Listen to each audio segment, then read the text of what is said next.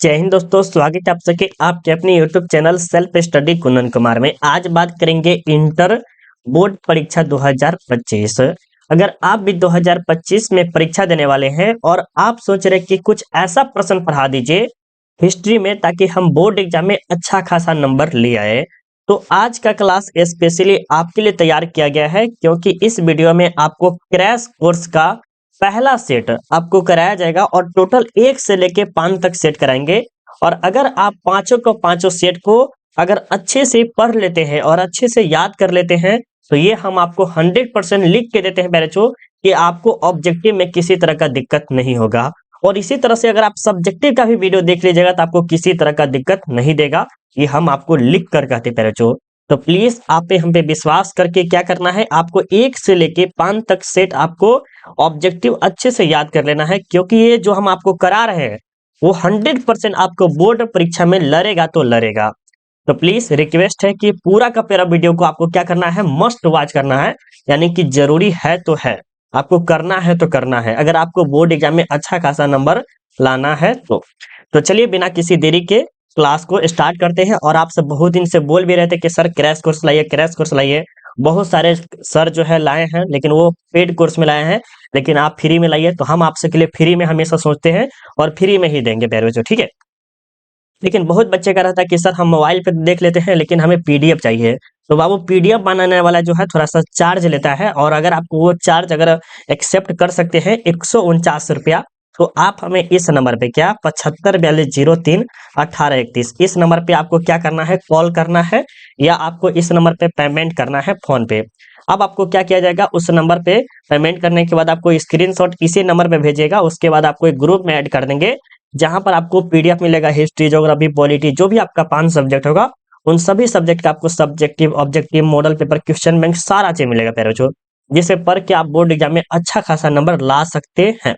तो please join करने के लिए कॉल करके या पेमेंट करके स्क्रीनशॉट भेजेगा, ऐड कर देंगे, ठीक है। अब बात रही प्रश्नों की, प्यारे बच्चों देखिए ये प्रश्न ऐसे हैं जो बहुत ही मेहनत, बहुत ही सोच समझ के लिया गया है, और ये प्रश्न आपके बोर्ड एग्जाम में 100% लड़ने वाला है तो है, ये हम आपको 100% लिख के देते हैं। आपको क्या करना है, इस वीडियो को शुरू से लेके अंत तक देखना है, और आने वाले वीडियो को भी क्या करना है, शुरू से लेके अंत तक देखना है, ठीक है। तो चलिए बिना किसी देरी को वीडियो को स्टार्ट करते हैं। और अगर आपको ये पीडीएफ फ्री में चाहिए तो कम से कम जो है 250 प्लस लाइक होना चाहिए, ताकि हम आपको ये पीडीएफ जो है फ्री में दे देंगे प्यारे बच्चों। तो अगर आपको चाहिए तो वीडियो को क्या करना है, लाइक कर देना है, ताकि हम आपको ये पीडीएफ फ्री में दे देंगे, वो भी व्हाट्सएप पे या टेलीग्राम पे कहीं ना कहीं हम आपको दे देंगे, ठीक है। चलिए पहला प्रश्न जो कि आपके सामने यहाँ पर 1 नंबर में दिखाई दे रहा है प्यारे बच्चों, यहाँ पे कहा जा रहा है कि किस प्रासंशिक सुधार के लिए शेरशाह खास तौर पर जाना जाता है। देखिए सर, ये शेरशाह जो है ना अपने शासनकाल में बहुत ही अच्छा खासा काम किए थे, और इसका जो शासनकाल था 1540 से लेकर 1545 तक था, जो कि उन्होंने भूमि सुधार में बहुत ही ज्यादा योगदान दिया था। तो ऑप्शन आपका क्या हो जाएगा, बी हो जाएगा सर। दूसरा प्रश्न में क्या कर रहा है कि बहादुर शाह जफर को उखाड़ फेंका था। देखिए बहादुर शाह जफर जो है मुगल वंश के अंतिम शासक है। क्या है, मुगल वंश के अंतिम शासक कौन है, बहादुर शाह जफर है, जो कि 1857 में ये भी भाग लेते हैं, क्योंकि इनको पेंशन वगैरह नहीं दिया जाता है, ठीक है। तो कहा जा रहा है कि बहादुर शाह जफर को उखाड़ फेंका था, तो किसने फेंका था सर, अंग्रेजों ने। किसने, अंग्रेजों ने, यानी ऑप्शन आपका क्या हो जाएगा सर, डी हो जाएगा। चलिए तीसरा प्रश्न देखते हैं। तीसरा प्रश्न में कह रहा है कि खुर्रम किस मुगल सम्राट का नाम है।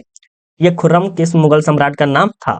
देखिए सर, मुगल सम्राट में ये खुर्रम जो नाम था वो बहुत उटपटांग नाम था, और ये अच्छा खासा शासक था और प्रेमी भी था, और इसका नाम था सर शाहजहां, जिन्होंने क्या किया है प्यारे बच्चों, ताजमहल बनाया है। क्या बनाया है, ताजमहल बनाया है, किसकी याद में, तो मुमताज के याद में। कहाँ है, तो आगरा में है, जो कि आप सबको पता होगा, ठीक है। क्यों इसका शाहजहां नाम रखा गया, क्योंकि खुर्रम नाम जो है देखने में भद्दा लगता था, और इसके पिता जो बोले कि युद्ध वगैरह में जीत कर आ गया, तो बोला बेटा तुम्हारा ये खुर्रम नाम जो है ना अच्छा नहीं लगता है, तुम्हारा अलग नाम रहना चाहिए, रुतबा वाला नाम रहना चाहिए। तब जाके उन्होंने क्या रख दिया, शाहजहां नाम रख दिया, ठीक है। तो ऑप्शन यहाँ पर क्या हो जाएगा, ए हो जाएगा। अगला प्रश्न देखिएगा आपके सामने 4 नंबर में क्या कह रहा है कि हुमायूं नामा का अंग्रेजी अनुवाद किसने किया। हुमायूं नामा का अंग्रेजी अनुवाद जो है किसने किया है प्यारे, जो हेनरी बेवरिज के हैं, जेरेट के हैं, या ब्लैकमैन, या किसने किया है, बिल्कुल बता दीजिएगा। 4 नंबर का राइट आंसर क्या हो जाएगा, तो सर ये क्या है, हेनरी बेवरिज के हैं, यानी ऑप्शन आपका क्या हो जाएगा सर, ए हो जाएगा, ठीक है।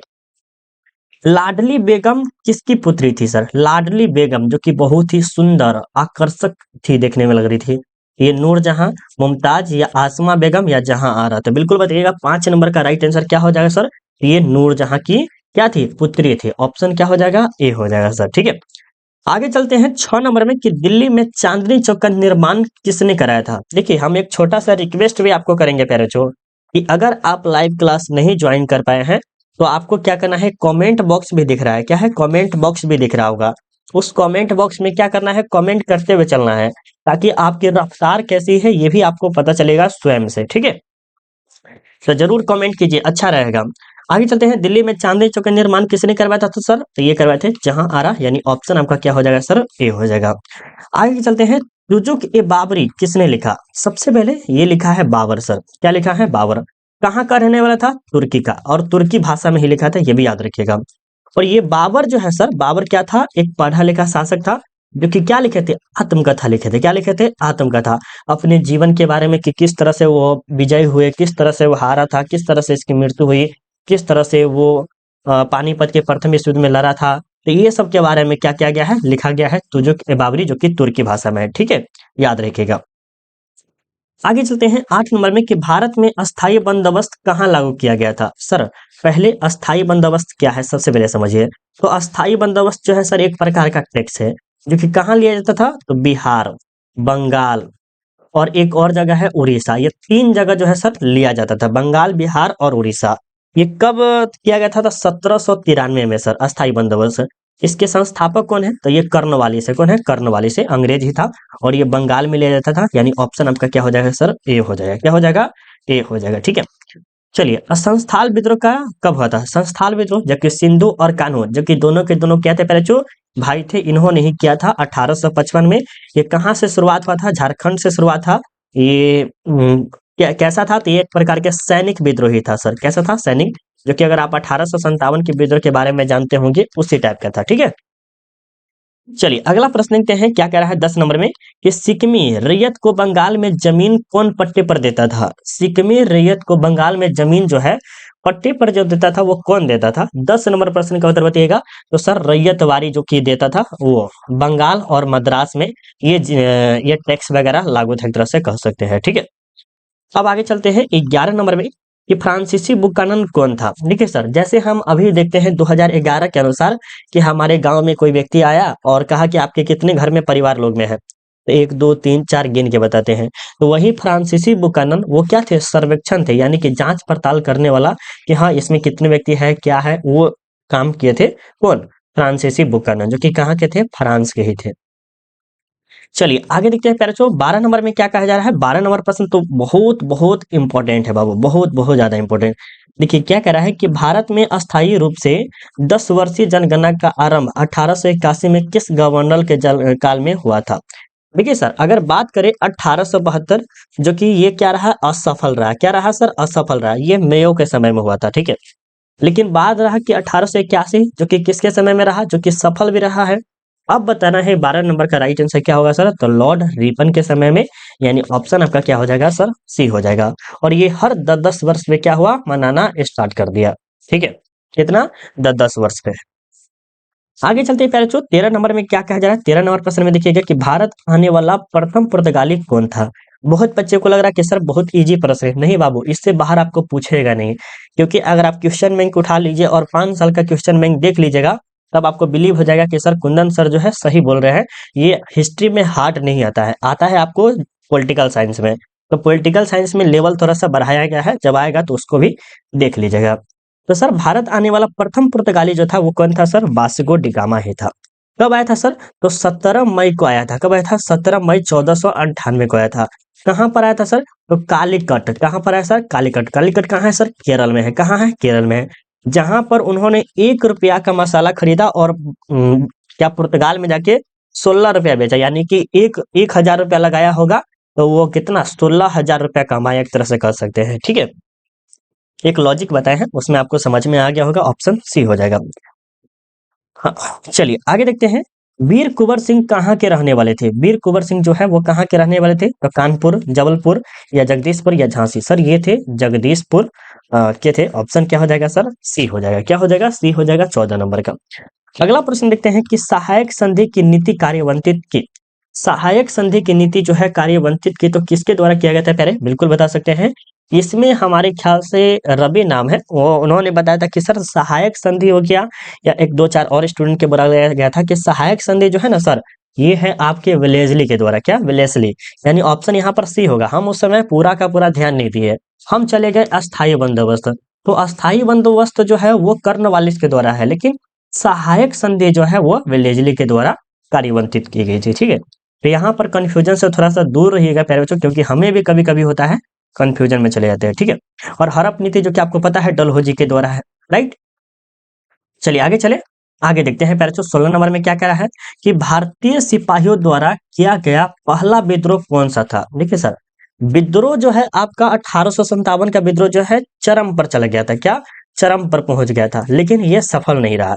कहा जा रहा है कि जो सिपाहियों द्वारा यानी कि सैनिकों के द्वारा जो है पहला विद्रोह जो किया गया था, वो कौन सा विद्रोह था, ये आपसे पूछा जा रहा है 16 नंबर का। तो सर ये आपका कोल विद्रोह जो कि 1830 में हुआ था। विल्लोर विद्रोह जो कि सबसे पहले हुआ था, यानी ऑप्शन आपका 16 नंबर का क्या हो जाएगा प्यारे? बी हो जाएगा। ठीक है, ऑप्शन बी हो जाएगा। नील विद्रोह जो कि तो अभी हाल फिलहाल में हुआ है, जो कि हम कह नहीं सकते हैं।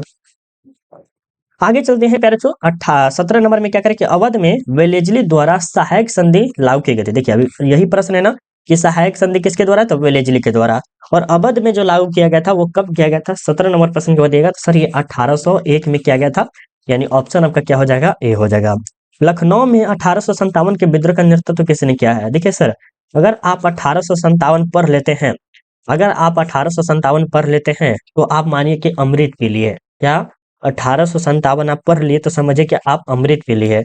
और दूसरा आप हड़प्पा सभ्यता, और चौथा जो है बौद्ध और जैन धर्म। अगर पूरा देखिए हड़प्पा सभ्यता, बौद्ध धर्म है, जैन धर्म और 1857, 3 से 4 चीज अगर आप पढ़ लिए तो हिस्ट्री में आपने क्या पढ़ लिया? अमृत पी लिया प्यारे बच्चों। तो लखनऊ में 1857 का विद्रोह का नेतृत्व किसने किया है? तो बिल्कुल आप बताइएगा सर, वो किए हैं बेगम हजरत महल। कौन किए हैं सर? बेगम हजरत महल, यानी ऑप्शन आपका क्या हो जाएगा सर? 18 नंबर का बी हो जाएगा। ठीक है, झोकन बाग हत्याकांड 8 जून को कहां पर हुआ था? झोकन बाग हत्याकांड यानी कि उसमें झोंक दिया जाता था किसी भी लाश को, और जिंदे भी उसमें दफना दिया जाता था, एक तरह से कह सकते हैं। उसी तरह से इसका नाम पड़ा होगा झोकन बाग।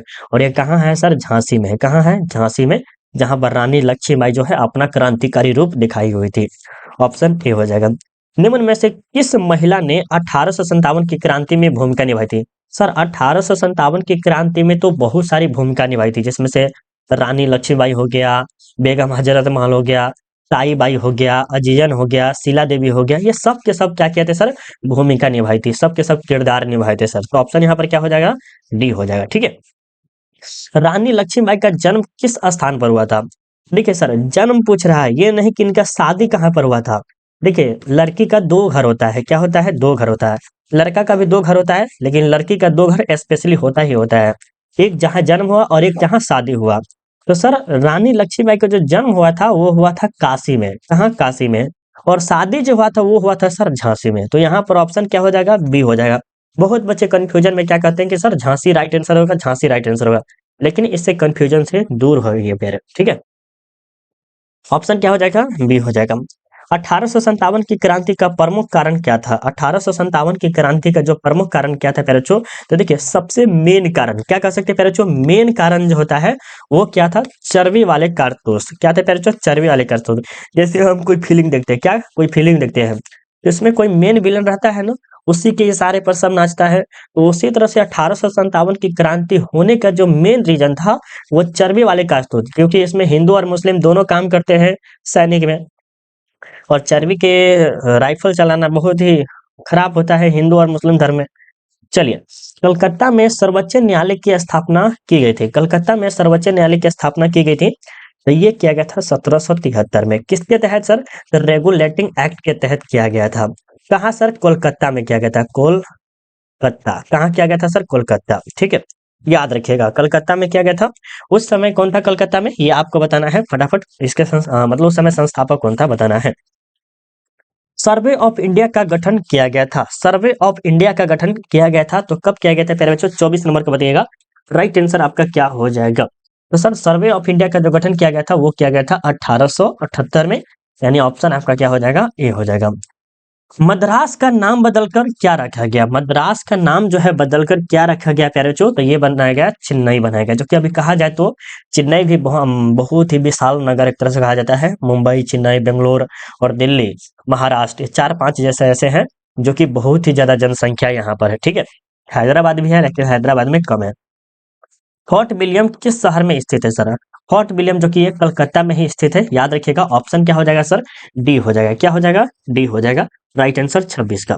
आगे चलते हैं प्यारे। अगला प्रश्न में क्या करें कि जय हिंद का नारा किसने दिया था? जय हिंद का नारा किसने दिया था प्यारे? बिल्कुल आप बता सकते हैं सर, ये दिए है सुभाष चंद्र बोस ने। सुभाष चंद्र बोस जो है ना बहुत सारे नारा दिए हैं। इसमें कहा जाए फॉरवर्ड ब्लॉक हो गया, भारत दिल्ली चलो, ऐसे ऐसे बहुत सारे जो है नारा दिए हैं। अगर आपको पता हो कि सुभाष चंद्र बोस के द्वारा दिया गया नारा कौन कौन सा है तो कमेंट बॉक्स में कमेंट जरूर कर सकते हैं।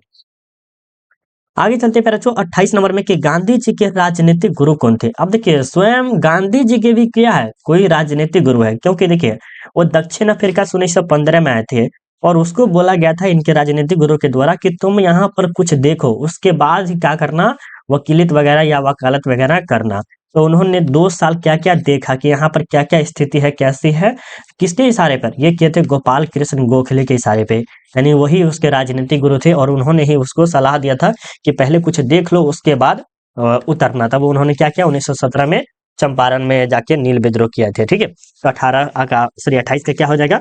बी हो जाएगा। ठीक है, आगे चलते हैं। जय जवान जय किसान का नारा किसने दिया था? सर जय जवान जय किसान का नारा जो है 1954 में ही दिया गया था और ये दिया गया था लाल बहादुर शास्त्री के द्वारा, यानी ऑप्शन आपका सी हो जाएगा।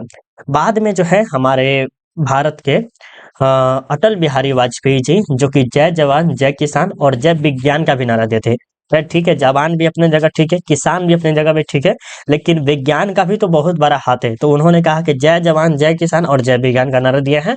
तो किसके द्वारा दिया गया है? तो अटल बिहारी वाजपेयी के द्वारा। ठीक है, चलिए सर आगे देखते हैं 30 नंबर में कि जवाहरलाल नेहरू भारत के प्रथम प्रधानमंत्री बने हैं। जवाहरलाल नेहरू भारत के प्रथम प्रधानमंत्री कब बने हैं सर? 1947 में। क्या ये अस्थायी रूप से थे? सर ये अस्थायी रूप से थे। क्या? अस्थायी रूप से। 1952 में जब चुनाव हुआ तब वो क्या हुए? अस्थायी रूप से हुए। क्या हुए? तब अस्थायी रूप से। तब तक सरदार वल्लभ भाई पटेल क्या थे सर? मर गए थे। तब तक सरदार वल्लभ भाई पटेल क्या हुए?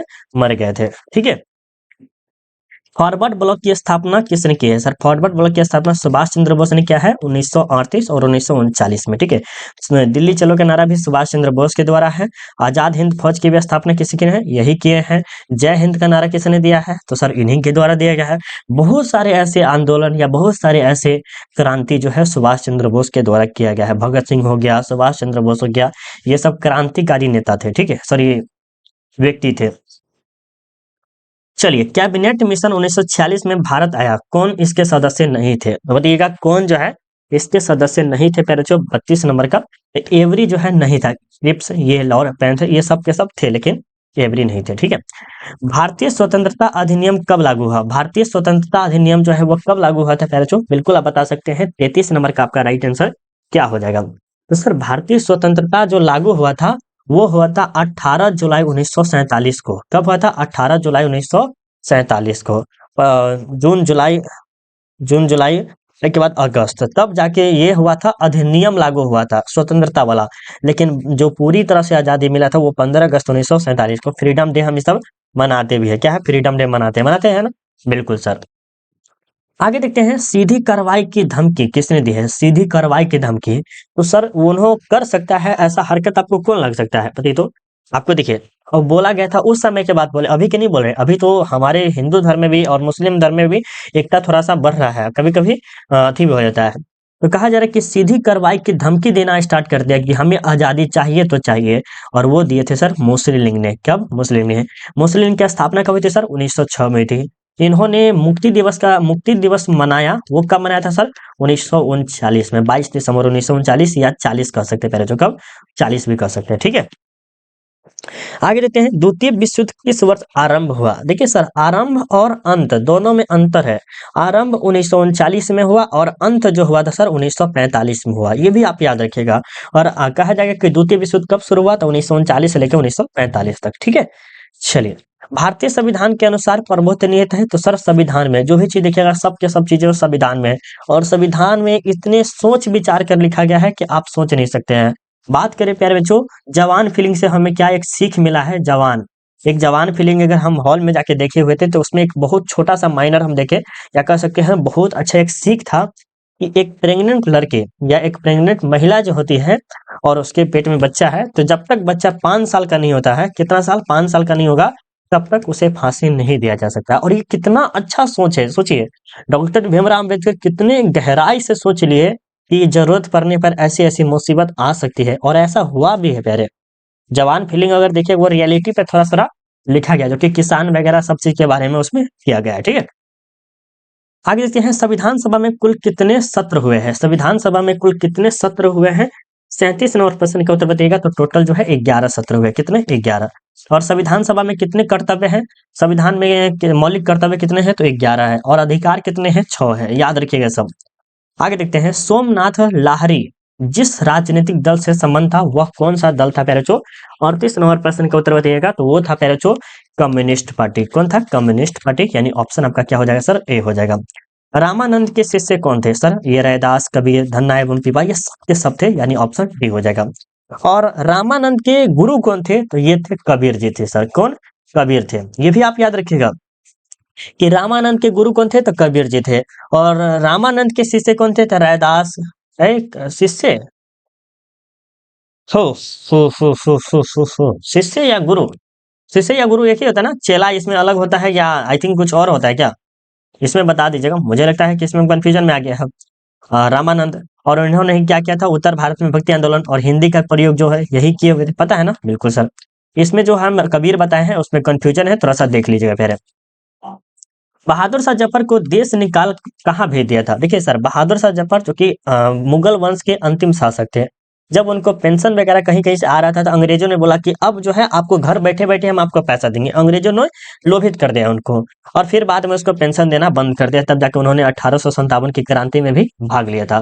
तो कहा जा रहा है कि बहादुर शाह जफर को देश निकाल कहाँ भेजा गया था, तो सर रंगून में भेज दिया गया था। यानी 40 का आपका राइट आंसर क्या हो जाएगा सर, सी हो जाएगा। ठीक है, क्योंकि अंग्रेज चालू था। काला कानून किसे कहा जाता है, काला कानून जो है सर रॉलेट एक्ट को कहा जाता है, जिसमें ना कोई अपील, ना कोई दलील और ना कोई वकील, ये सब नियम लागू किया गया था। और कब लागू किया गया है सर, 1919 में। और ये सब देखते हुए जलियांवाला बाग का हत्याकांड हो गया, काला कानून हो गया, खिलाफत आंदोलन, ये सब को देखते के कारण क्या हुआ, 1920 में असहयोग आंदोलन हुआ था। ठीक है, साइमन कमीशन भारतीयों द्वारा विरोध क्यों किया गया था, साइमन कमीशन का भारतीयों द्वारा क्यों विरोध किया गया था। ठीक है सर, साइमन कमीशन 1928 में था। इसमें एक भी भारतीय सदस्य नहीं होने के कारण उसको क्या किया गया, साइमन वापस जाओ। तो आयोग में एक भी भारतीय सदस्य न होने के कारण, या आयोग द्वारा अत्याचार नहीं सर, ये सब नहीं होगा। आयोग में एक भी व्यक्ति न होने का, भारतीय एक भी नहीं था, जो भी था सब अंग्रेज ही था। इसीलिए वहां पर कह दिया 1928 में है, और उसी समय का है कि साइमन वापस जाओ, साइमन वापस जाओ, साइमन वापस जाओ, ये सब नारा लगाने लगा भारतीय। ठीक है, आगे चलते हैं। 43 नंबर में क्या कर रहा है कि अखिल भारतीय किसान सभा का पहला अधिवेशन कहाँ हुआ था। अखिल भारतीय किसान सभा का पहला अधिवेशन कहाँ हुआ था, 43 नंबर को बताइएगा प्यारे बच्चों, क्या हो जाएगा आपका राइट आंसर। तो सर यहाँ पर होगा लखनऊ, यानी ऑप्शन आपका क्या हो जाएगा सर, बी हो जाएगा। ठीक है, भारत छोड़ो आंदोलन कब हुआ था सर, भारत छोड़ो आंदोलन जो है 8 अगस्त 1942 को हुआ था। और उसी समय जो है सुभाष चंद्र बोस क्या कर रहे थे, सुभाष चंद्र बोस जो है अपनी सेना को लेकर आ रहे थे सिंगापुर से। ठीक है, जो कि ट्रेंड किए हुए थे अंग्रेजों को टक्कर देने के लिए। ठीक है, तो ऑप्शन यहाँ पर क्या हो जाएगा, ए हो जाएगा 44 नंबर का। आगे बढ़े करें, आगे बढ़ते हैं। निम्नलिखित में कौन एक आंदोलन डांडी मार्च से शुरू हुआ है, डांडी मार्च, जिसे हम नमक कानून के नाम से भी जानते हैं प्यारे बच्चों। और ये आंदोलन है सविनय अवज्ञा आंदोलन, जो कि कब हुआ था सर, 1930 में। नमक कानून को कब भंग किया गया था, तो 5 कब किया गया था, 5 जुलाई या कब किया गया था, 1930 को। डेट पूरा एग्जैक्ट डेट आपको पता है तो जरूर बताइएगा।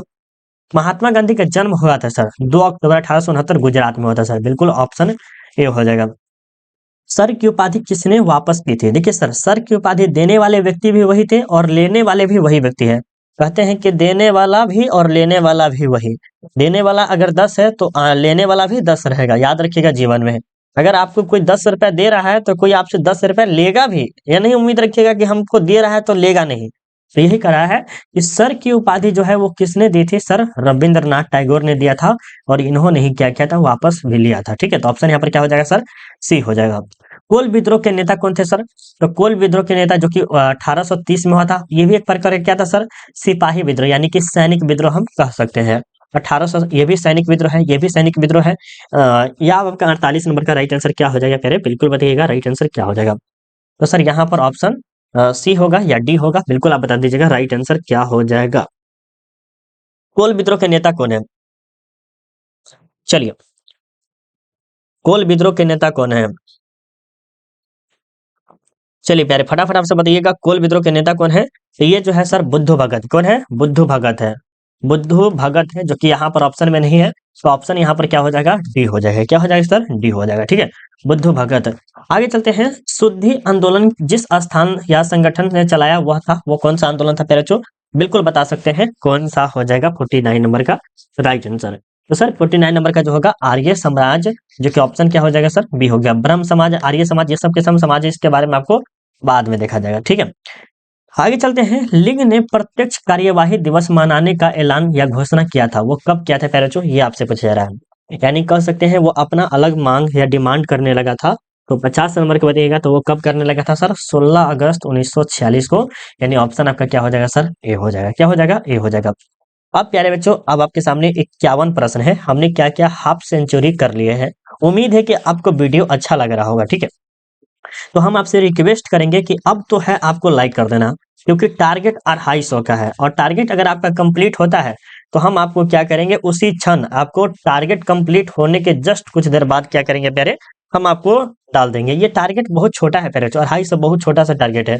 तो प्लीज रिक्वेस्ट है, एक हम्बल रिक्वेस्ट कर रहे हैं कि लाइक कर दीजिए, और आगे का सेट देखने के लिए, यानी कि सेट 2 देखने के लिए प्यारे बच्चों चैनल को भी सब्सक्राइब कर सकते हैं। ठीक है, चलिए अब करते हैं अगला प्रश्न को देखते हैं। 51 नंबर में क्या कहा जा रहा है कि दिल्ली किस नदी के किनारे स्थित है? दिल्ली किस नदी किनारे स्थित है?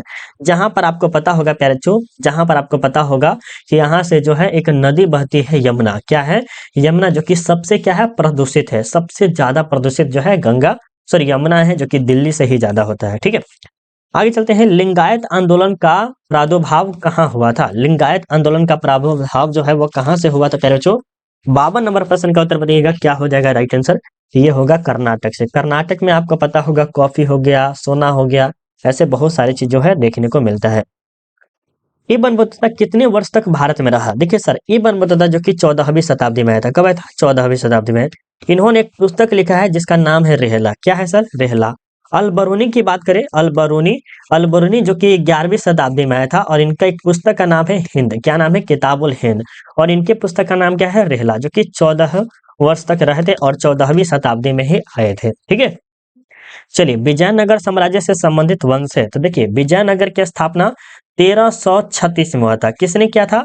तो हरिहर। कौन कहते हैं? हरिहर और बुक्का नामक दो भाई ने किया था। किसने किया था सर? बुक्का नामक दो भाइयों ने किया था। और इस पे टोटल 4 वंश ने शासन किया था, जिसमें संगम हो गया, तुलुभ हो गया, सुलभ हो गया, तुलुभ हो गया और आरबीडी हो गया, और इनमें से सभी हो जाएगा डी राइट आंसर। ठीक है, इससे अलग होकर तो मोहम्मद बिन तुगलक, जो कि दिल्ली सल्तनत के शासक थे उस समय।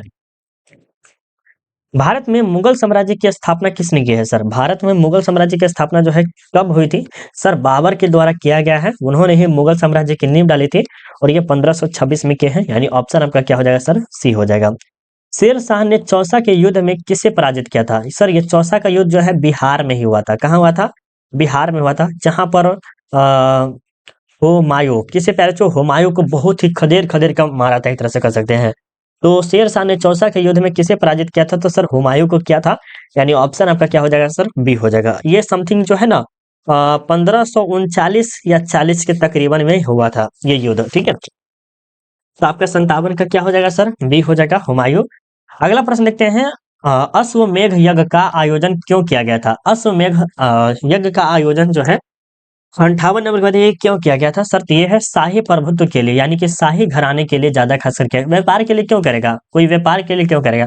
व्यापार के लिए छोटा मोटा कार्य कर देता है, लेकिन शाही प्रभुत्व के लिए जो है, जो कि बड़े बड़े घराने के लिए ये यज्ञ वगैरह किया गया था। अब आगे देखते हैं पैरोचो कि मोहनजोदड़ो किस नदी के किनारे स्थित है? ये प्रश्न बहुत ही ज्यादा इंपॉर्टेंट है, भी आया पैरोचो। सबसे पहले मोहनजोदड़ो की खोज 1922 में थी। किसने किया था सर? बनर्जी साहब ने किया था। कौन? राखाल दास बनर्जी ने किया था। तीसरा जो कि अभी कहाँ है सर? ये पाकिस्तान में। चौथा जो है सर, इसके जो है किस नदी किनारे है? तो ये है सिंधु नदी, यानी ऑप्शन आपका क्या हो जाएगा सर? डी हो जाएगा।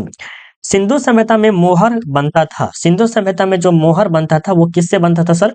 सेलखरी के बनता था। ये लोहा वगैरह था ही नहीं, तांबा का है इतना जानकारी नहीं था, लेकिन सेलखरी जो कि बहुत ही ज्यादा प्रसिद्ध मात्रा में मिला था। यहाँ पर मोहर हो गया, ये सब ज्यादा खासकर जो बने होते थे वो सेलखरी के ही बने होते थे। ठीक है, तो ऑप्शन यहाँ पर 60 का ए हो जाएगा, याद रखिएगा। आगे देखते हैं किस भारतीय शासक को नेपोलियन की संज्ञा दी गई है? तो ये जो है समुद्रगुप्त को दिया गया है, यानी ऑप्शन आपका क्या हो जाएगा सर? सी हो जाएगा। 16 महाजनपदों में सबसे शक्तिशाली महाजनपद कौन सा है? देखिए सर, 16 महाजनपदों में जो है सबसे शक्तिशाली जो है मगध है। क्यों?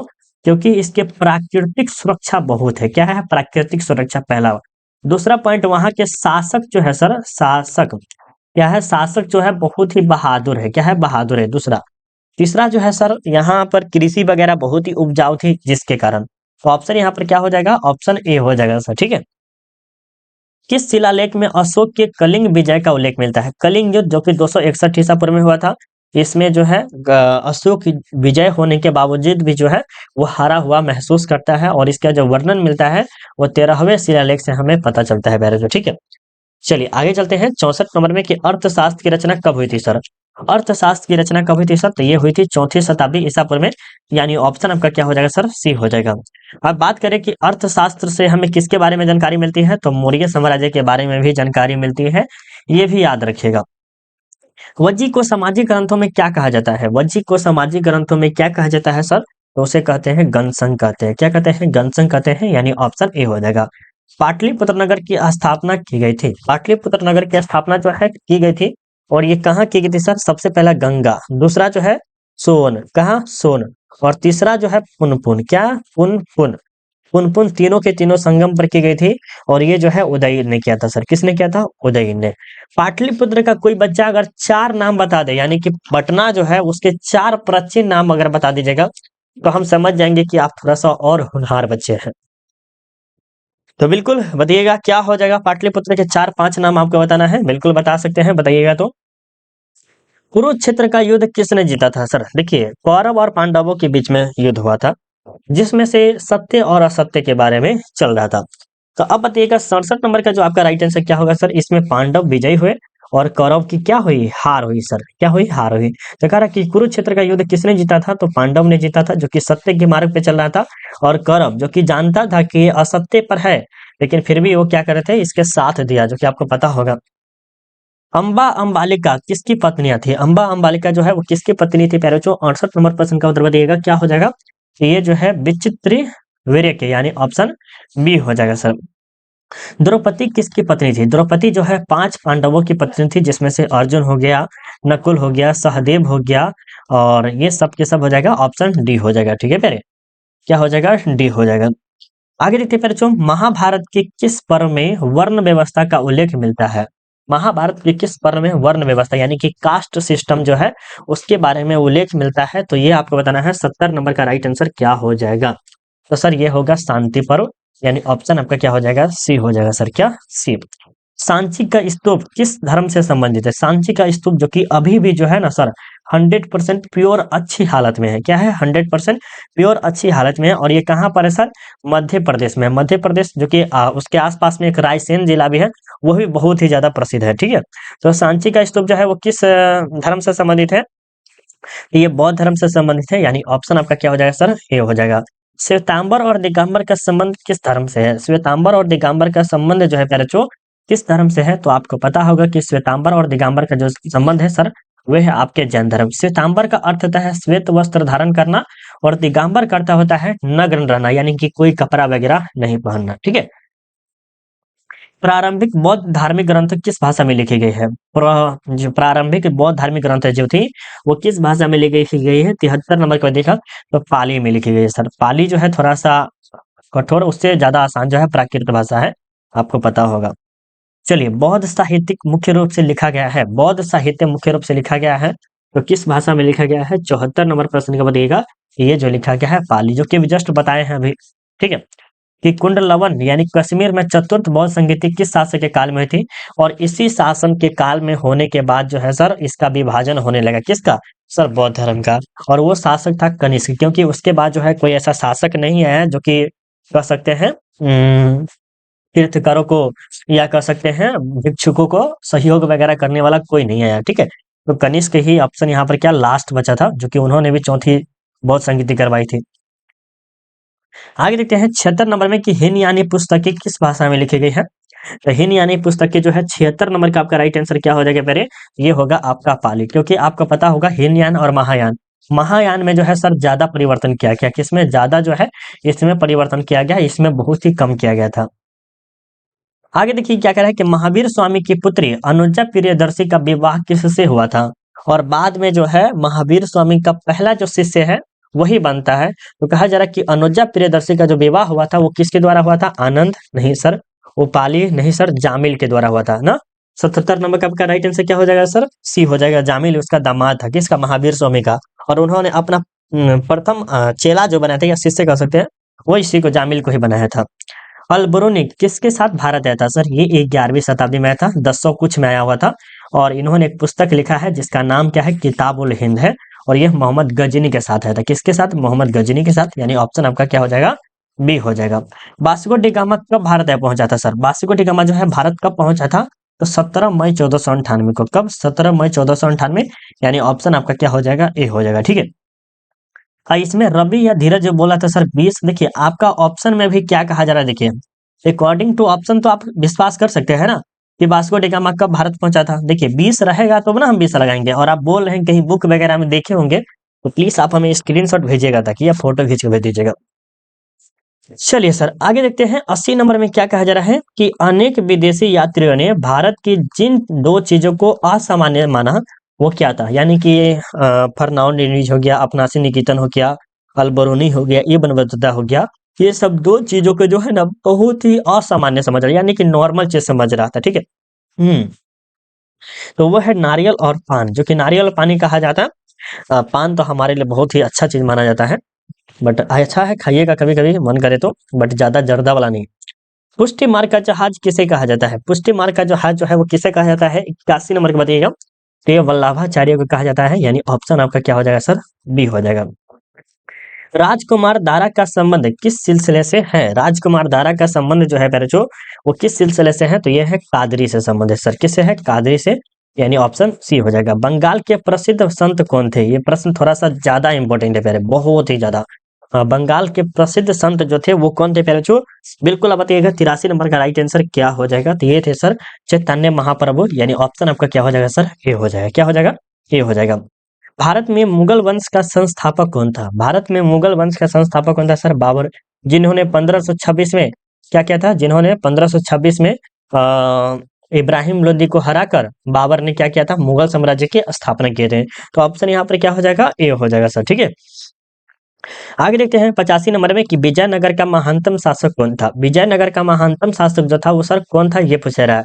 सबसे पहले विजयनगर साम्राज्य की स्थापना 1336 में थी, जो कि अभी जस्ट बताए थे। और यहाँ के महानतम शासक कौन थे? कृष्णदेवराय। क्यों सर, क्यों थे कृष्णदेवराय? क्योंकि उन्होंने अपने शासन के लिए मंदिर वगैरह बनवाया था, प्रेस द्वारा हो गया, यहाँ के शासन के यानी कि जनताओं को बातचीत विचार वगैरह किया, बहुत सारा ऐसा काम जो है कृष्णदेवराय का किया है। इसीलिए इसे महानतम शासक की श्रेणी दे दिया जनताओं ने या शासकों ने, कह सकते हैं।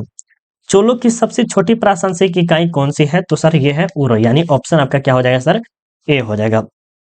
होंसलो ने राज्य का विकास हुआ था, होंसलो ने के राज्य विकास हुआ था 87 नंबर को बताइएगा कि कर्नाटक से हुआ था, यानी ऑप्शन आपका क्या हो जाएगा सर?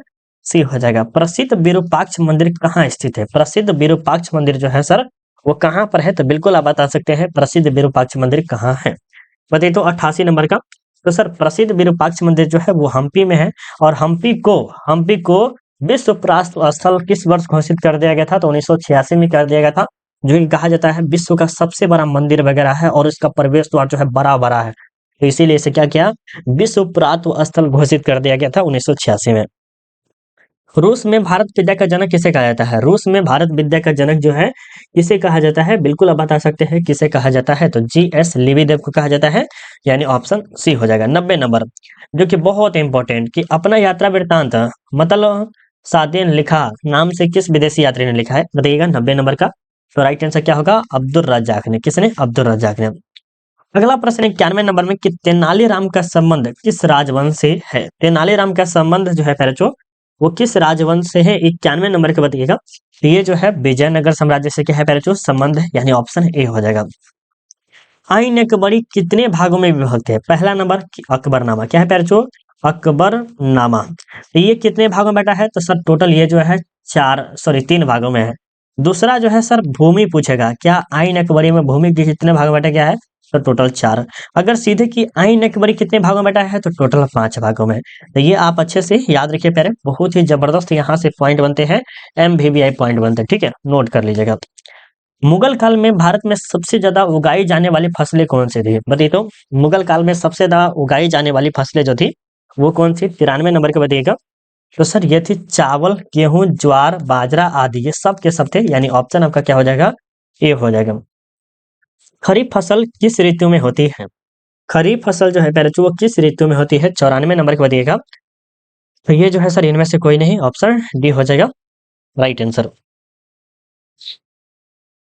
हाँ, ग्रीष्म ऋतु में होता है। ग्रीष्म इसी प्रकार का होता है, इसमें होता है, ठीक है, शीत में नहीं होता है।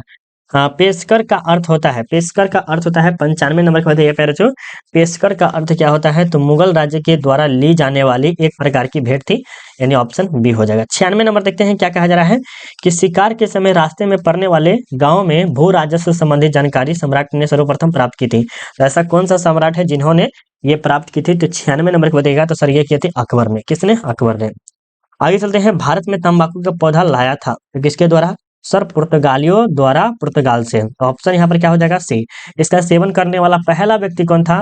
तो अकबर ही था सर। इसे प्रतिबंध क्यों लगाया था? तो जहांगीर ने लगाया था। जहांगीर बोले थे नहीं ऐसा चीज सब, आप अफीम वगैरह सब नहीं चलेगा, इसको बंद कर दिया। कौन? जहांगीर। फिर बाद में चालू हो ही गया। शेर शाह ने किस मुगल सम्राट को हराया था? सर हुमायूं को। हुमायूं को बुरी तरह से उसको पछाड़ पछाड़ के मारा था, इसको कहा जाए तो, बुरी तरह से कहा जाए तो, अपने अति मतलब कि उसको चंगुल में फंसा लिया था वो। आगे देखते हैं 99 नंबर में कि औरंगजेब ने अपने जीवन का अंतिम भाग बिताया था, तो सर वो बिताए थे दक्षिण भारत में। कहाँ बिताए थे भाई सर? दक्षिण भारत में, यानी ऑप्शन डी हो जाएगा। पानीपत का प्रथम युद्ध किस वर्ष हुआ था? सर पानीपत का प्रथम युद्ध कब हुआ था? सर ये 1526 में हुआ था, ऑप्शन बी हो जाएगा सर।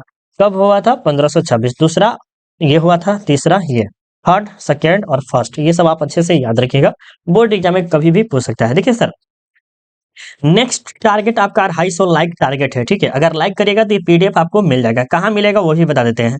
सेट टू कमिंग, जो कि जल्दी ही आपको आएगा अगर आप इसमें अच्छा खासा प्यार देते हैं। और हम बोले भी थे कि अगर आपका प्यार अच्छा खासा मिलेगा और वीडियो कैसा लगा आप हमें जरूर छोटा सा कमेंट के माध्यम से बताइए प्यारे बच्चों, ठीक है, क्योंकि अगर आप एक कमेंट कर दीजिएगा ना तो मेरे लिए बहुत बहुत बहुत क्या कहते हैं, दिल से मुझे लगेगा कि हाँ आप हमारे लिए वाकई में हमारे लिए बहुत ही अच्छा काम किया है।